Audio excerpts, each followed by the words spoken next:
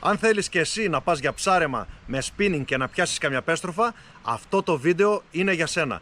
Στη συνέχεια θα σας δείξω όλον τον εξοπλισμό για να μπορέσεις να ξεκινήσεις το ψάρεμα στα ποτάμια μας και να πιάσεις καμιά πέστροφα.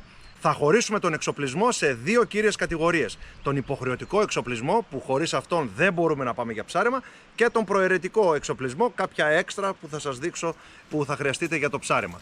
Εν τω μεταξύ σας ενημερώνω ότι και εγώ δεν είμαι κανένας πολύ expert στον εξοπλισμό ή στο ψάρεμα. Όπως μου έδειξαν και εμένα να πάρω τον πρώτο εξοπλισμό, έτσι σας το δείχνω και εσάς. Έτσι δεν σημαίνει ότι αυτό είναι το σωστό. Εγώ θα σας δείξω κάποιον εξοπλισμό που έχουμε πάρει εμείς στο Only Trout Fishing και δούλεψε για μας. Πιάσαμε πέστροφες. Οπότε θα σας πω για αυτά που έχουμε και εμείς. Δεν έχουμε δοκιμάσει πάρα πολλά καλάμια και μηχανισμούς. Οπότε ξεκινάμε. Νούμερο 1 είναι ο μηχανισμός και το καλάμι. Αν θέλετε να πάτε για spinning, όταν λέμε spinning εννοούμε με πεταλούδα πιο πολύ, θα πρέπει να πάρετε έναν μηχανισμό ο οποίος να είναι με γρήγορες στροφές. Θέλουμε γρήγορες στροφές για τις πέστροφες. Θα κοιτάξετε στις στροφές να γράφει 6,2 προς 1.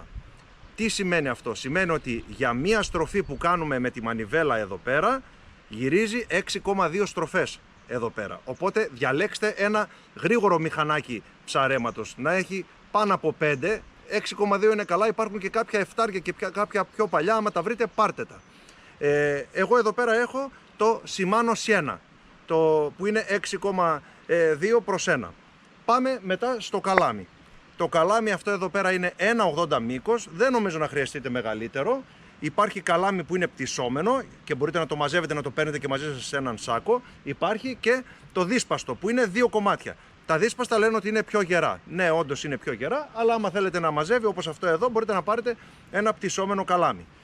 Τώρα, πάμε. Για να ψαρέψετε θα χρειαστείτε πετονιά. Διαλέξτε μια πετονιά πολύ καλής ποιότητας. Δεν θα πάρετε πάρα πολλές πετονιές σε μια χρονιά, οπότε διαλέξτε μια πετονιά πολύ καλής ποιότητας. Εδώ πέρα σας έχω μια τραμπούκο παράδειγμα, η οποία να είναι σε διάμετρο 0,20 είναι αυτή εδώ, μην πάρετε πάνω από 0,25. Οι πέστροφοι βλέπουν πάρα πολύ καλά. Και η συγκεκριμένη δεν είναι φλωροκάρμπον, έτσι μας είπαν και εμάς να μην είναι φλωροκάρμπον, οπότε πήραμε μια τέτοια πετονιά που είναι πάρα πολύ γερή. Και σας δίνω μια συμβουλή, όλη την πετονιά να την βάλετε, να την γεμίσετε στο μηχανάκι. Έχουν σημάδι κάπου τα μηχανάκια μέχρι που να τα γεμίσετε, αλλά μην βάζετε λίγη πετονιά, την παίρνουν όλα αυτά τα μηχανάκια, οπότε βάλτε την όλη την πετονιά. Οπότε, αφού έχουμε δέσει και την πετονιά στο μηχανάκι, πρέπει να πάμε στην άκρη της πετονιάς για να δέσουμε μια πεταλούδα. Εκεί πέρα θα χρειαστείτε να βάλετε μια παραμάνα με στριφτάρι. Τι εννοούμε? Η παραμάνα είναι ένα μικρό πραγματάκι, σιδεράκι, σαν παραμάνα μοιάζει και έχει και ένα στριφτάρι. Το στριφτάρι τι είναι? Γυρίζει εκεί πέρα η πετονιά ελεύθερα για να μην στρίβει όλη η πετονιά μαζί με την πεταλούδα μέσα στο νερό. Τώρα, θα πάτε να πάρετε και κάποιες πεταλούδες για να ξεκινήσετε. Οι πεταλούδες, εγώ σας συστήνω να πάρετε νούμερο 2 και νούμερο 3. Μην διαλέξετε άλλα νούμερα, ειδικά για αρχή. Και υπάρχουν κάποιες στάνταρ πεταλούδες που μπορείτε να πάρετε, που πιάνουν ψάρια. Αυτή είναι μια νούμερο 3 ψαροκόκαλο, που μπορείτε να πάρετε. Και υπάρχουν και κάποιες άλλες που είναι με βούλες μαύρες ή με βούλες κόκκινες. Μην διαλέξετε πάρα πολλές διαφορετικές πεταλούδες. Δεν χρειάζονται για την αρχή. Η ψαροκόκαλο παράδειγμα είναι μια χαρά. Έχουμε πιάσει πάρα πολλές πέστροφες μόνο με την ψαροκόκαλο. Να σας δείξω και έναν άλλον χρωματισμό. Είναι αυτός εδώ που έπιασα αρκετά μεγάλες με αυτόν εδώ. Δείτε και αυτόν τον χρωματισμό. Οπότε πάρτε 2-3 πεταλούδες, νούμερο 3 και νούμερο 2. Εκτός από τις πεταλούδες μπορείτε να χρησιμοποιήσετε και τεχνητά ψαράκια. Σας έχω ένα εδώ πέρα να δείτε. Είναι πιο δύσκολα στη χρήση, αλλά βγάζουν ψάρια και αυτά. Δείτε ένα εδώ πέρα που σας δείχνω. Αλλά νομίζω ότι πρέπει να το πάρετε λίγο πιο μετά. Ξεκινήστε μόνο με τις πεταλούδες. Αυτός είναι ο υποχρεωτικός εξοπλισμός. Καλάμι, μηχανάκι, πετονιά, στριφτάρι μαζί με παραμάνα και πεταλούδα. Πάμε τώρα στον εξοπλισμό, τον έξτρα, που δεν είναι τόσο υποχρεωτικός. Όπως βλέπετε, φοράω εδώ πέρα τη φόρμα μου με τις τυράντες μου και κάτω έχω μπότες. Θα σας τα δείξω και στο νερό. Θα χρειαστείτε ένα σετ με μπότες και εδώ πέρα έχετε πάρα πολλές επιλογές. Μπορείτε να πάτε από κάποιες φτηνές μπότες που είναι μονές, μπαίνουν στο κάθε πόδι, μέχρι και πάρα πολύ ακριβό εξοπλισμό. Αλλά μπορεί να βρείτε και οικονομικές στολές για το νερό. Επίσης, πού θα τα βάλουμε όλα αυτά που θα έχουμε μαζί μας? Χρειαζόμαστε είτε μια τσάντα τύπου backpack, είτε ένα γυλαίκο σαν αυτό εδώ πέρα δίπλα που σας έχω. Στο γυλαίκο βολεύει γιατί τα έχετε όλα τα πράγματα εδώ δίπλα σας, ενώ στην τσάντα τα έχετε πίσω και θα πρέπει να τη βγάλετε για να βγάλετε τα πράγματα, ό,τι βολεύει όμως τον καθένα. Τώρα πάμε λίγο πιο πέρα στον εξοπλισμό. Υπάρχουν θήκες όπως αυτή εδώ για να βάλετε τις πεταλούδες σας και τα τεχνητά σας. Επίσης εδώ σας έχω μια θήκη, πολύ σημαντικό, αδιάβροχη, για να βάλετε το κινητό σας που μπορεί να έχετε μαζί. Είναι πολύ σημαντικό, θα πέσετε μέσα σε λιγάκι νερό και το κινητό σας θα χαλάσει. Οπότε πάρτε μια φτηνή έτσι θήκη να βάλετε μέσα το κινητό σας. Και πάμε τώρα στα πιο ιδιαίτερα. Θα χρειαστείτε οπωσδήποτε, αν ξεκινήσετε να πιάνετε ψάρια, μια απόχη. Γιατί καλά το πιάνεις το ψάρι, το φέρνεις μέχρι έξω και το χάνεις λίγο πριν το πιάσεις στο χέρι σου.